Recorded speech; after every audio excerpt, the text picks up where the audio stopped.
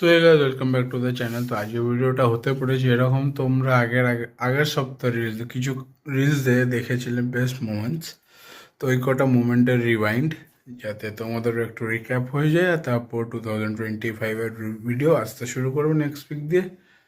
তো ভিডিওটা লেট হওয়ার কারণ এটাই যে কিছু প্রবলেমসে ফেসে গেছি। যারা জানো আমার অ্যাকোয়ারিয়াম আছে, তো সেটা নিয়ে একটু আছি, কি বলে, প্রবলেমে। সো সেটা অন্য ভিডিও, ছাড়ো, ভিডিও স্টার্ট করি।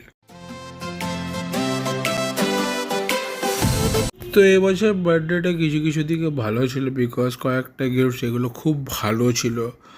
স্টিল নাও আমার জন্য এগুলো খুব ইম্পর্ট্যান্ট। সাইকেল হয়ে গেলো, অ্যাকোয়ারিয়ামের জন্য ফিল্টারগুলো হয়ে গেল।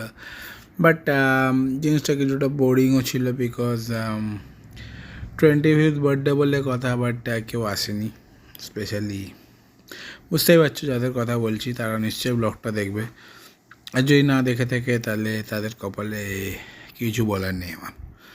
তো বিকেলবেলা বাড়িতে কেক ফেক কাটা হয়েছিল, পিৎজা আনা হয়েছিল খাওয়ার জন্য।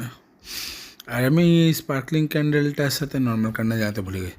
ও হ্যাঁ, মার্চে চকরও বার্থডে ছিল, তো ওটাও আমরা ভালো করে সেলিব্রেট করেছি। আর ওইখানে হয়তো সব থেকে বেশি, মানে কি বলবো, হ্যাপি, মানে কেক দেখে না, আমাদেরকে দেখে, সেটা হচ্ছে choco. Because choco is like, আমি চিকেনটা খাবো, বাকি সবজি অনিকেত খাবে, আর যে যাই করে নিক আমার খাওয়াতে পারবে না।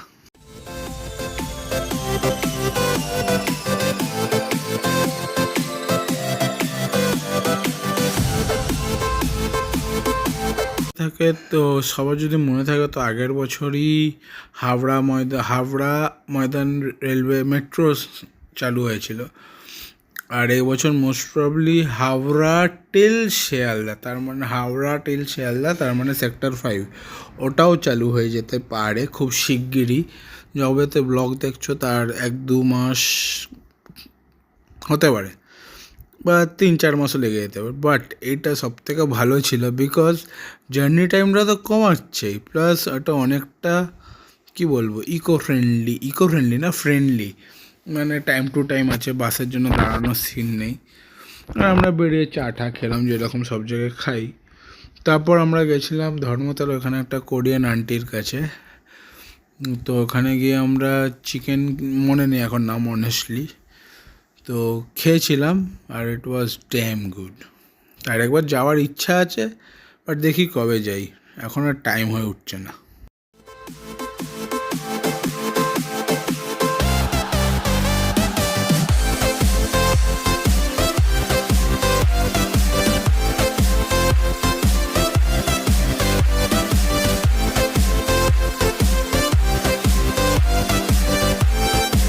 তো আচ্ছা, এখন অবধি কারা কারা গেছো হাওড়া ময়দান মেট্রো লাইনে, খালি এমনি ঘুরতে, কাজে নেই, এমনি ঘুরতে? আর কারা কারা এখনও যায়নি? কারণ আমি কিছুজনকে চিনি যারা এখনও যায়নি, মানে এত ল্যাথখোর কী করে হয় লোকেরা আমি জানি না, বাট এখনও যায়নি। সো জানিও, আর এই হচ্ছে সেই কোরিয়ান আন্টির কাছে গেছিলাম। তো সবাই জানো এনাকে, অনেকেই চেনে এনাকে ইন কলকাতা। আর ওনার food was very very good. But এখন মনে হয় না উনি এখানে বসে, স্টল আছে অন্য কোথাও। ওনার হয়তো একটা রেস্টুরেন্ট হয়, যদি আমি ভুল হয়ে থাকি প্লিজ কারেক্ট করো। আর ওনার রেস্টুরেন্টের নামটা জানা থাকলে প্লিজ জানিও।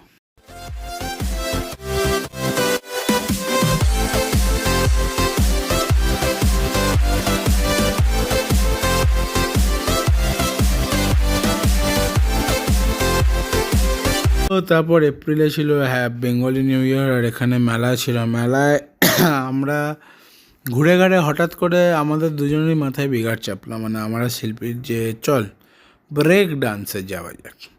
আমরা অলরেডি একবার সল্টলেকের ব্রেক ডান্সে গেছিলাম, আর ওটাতেও বসার পরে আমার হালুয়া মোটামুটি টাইট হয়ে গেছিলো, বিকজ আমি একটু ভয় পাই এগুলোতে। বাকি সব জিনিস দিয়ে তো আমার কিচ্ছু যায় আসে না, মানে মেলাতে রাইডসে আমার একটু ভয় লাগে। ছোটোবেলায় একবার বসেছিলাম, তারপর সেই এত বছর পরে আমি ওই মেলা দুর্গা পুজোতে বসেছিলাম, তারপর এই মেলায়, আর মানে মনে হচ্ছিলো উড়ে বেরিয়ে যাবো সিট থেকে।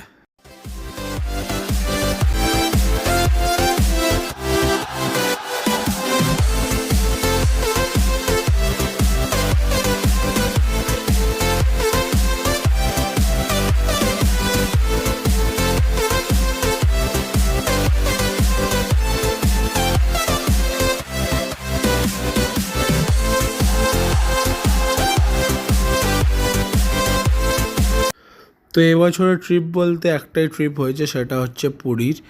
আর পুরীর ট্রিপ দুটোই আসা যাওয়া বন্দে ভারতে ছিল, কিন্তু যেটা মেইন জিনিস ছিল সেটা আমাদের হোটেল।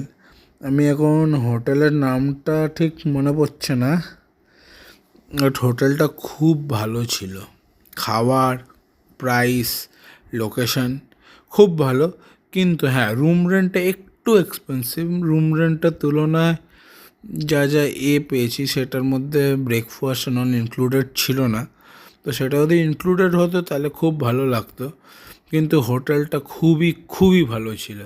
যদি এমনি রিল্যাক্সেশন করতে হয় তাহলে এই হোটেলটা মাস্ট।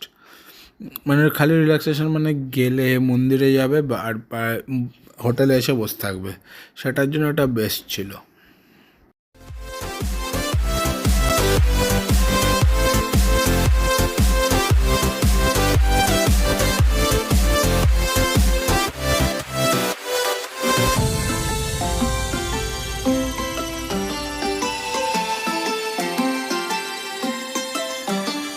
তো পুরীর মন্দিরে আমাদের প্রায় 1.5-2 ঘন্টা 3 ঘন্টা মতন লেগে গেছিলো, আর অনেক খাটনি করে দেখা হয়েছিল মানে জগন্নাথ দেবকে।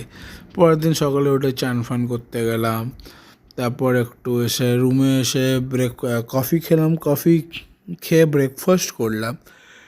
ব্রেকফাস্ট করে কিছু করার ছিল না, তো বসে বসে যেহেতু এত রোদ বেরোনোর কোনো সিন নেই, তো আমরা বিকেলবেলা বেরিয়েছিলাম কাকাতুয়া যাওয়ার জন্য, খাজা নেওয়ার জন্য। সবাই জানে পুরীতে এলে খাজা নিতেই হবে।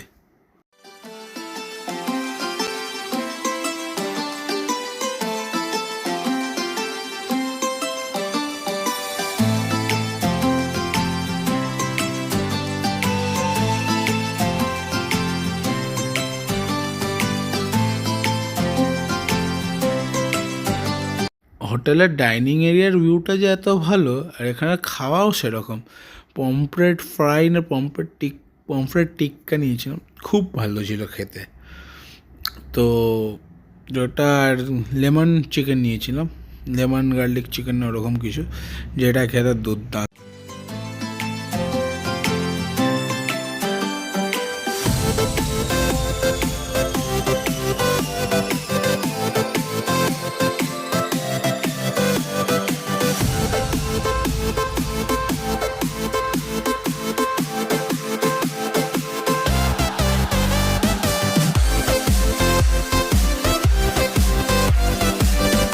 তারপর বহু বহু বহু বছর পর আমি এক জায়গায় গেছিলাম। লাস্ট গেছিলাম তখন মনে হয় আমি ক্লাস 10 পাস করি বা ক্লাস 10-এ উঠবো এরকম। তারপরে সেই এত বছর পরে গেছিলাম। জায়গাটা এখনও মোটামুটি একই আছে, কিছু আলাদা হয়নি। আর কিন্তু এই জায়গাটা আমার জন্য খুব নস্টালজিক, কারণ এখানে আমি ছোটোবেলা অনেক খেলেছি মানে মুরগির পিছনে দৌড়েছি, ছাগলের পিছনে দৌড়েছি, মাছ ধরে নিয়ে এসেছি, অনেক কিছু। তো আমার যে মাছ রাখার শখ সেটা এখান থেকেই শুরু হয়েছে।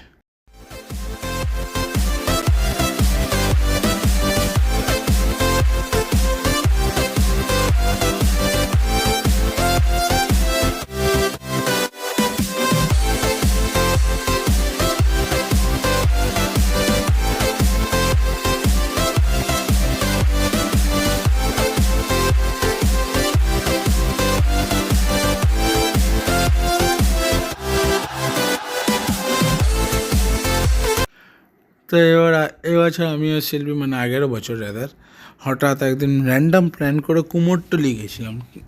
এমনি র্যান্ডাম বিকেলে না, আগের দিন প্ল্যান হয় চল কালকে কুমোরটুলি, ঠিক আছে চল। বিকেলে আমরা কুমোরটুলির জন্য বেরিয়েছিলাম, আর বেশ ভালো টাইমে পৌঁছি, বিকজ তখন রং হচ্ছিলো, যেটা মেন জিনিস দেখার জন্য। তো তখন গেছিলাম ঘুরতে। তারপর দুর্গা পুজো তো মোটামুটি কেটেছে এবছর, বিকজ শিল্পীও বিজি ছিল, আমিও একটু বিজি ছিলাম, সেভাবে টাইম ম্যাচিংও হয়নি, তো ওই জন্য।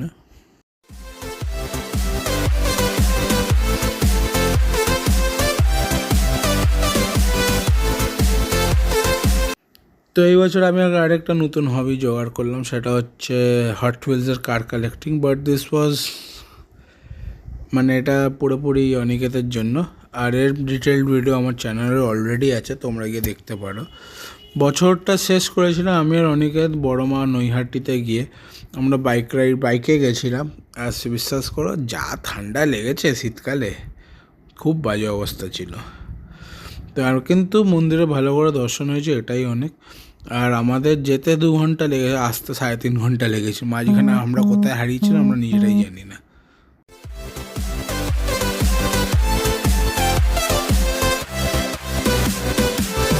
তো আজকের ভিডিওটা কেমন লাগলো বলো, লাইক করো, শেয়ার করো, সাবস্ক্রাইব করো, আর কমেন্ট করে জানিও তোমাদের এই রিওয়াইন্ডটা কেমন লাগলো। আর এবার আসবে 2025-এর ভিডিও, আর কিছু ভালোও হতে চলেছে ভিডিওতে। সো চলো দেখা যাক। আর মার্চের মধ্যে প্লিজ 200 করিয়ে দাও। সো চলো দেখা হবে নতুন লোকে। So tata.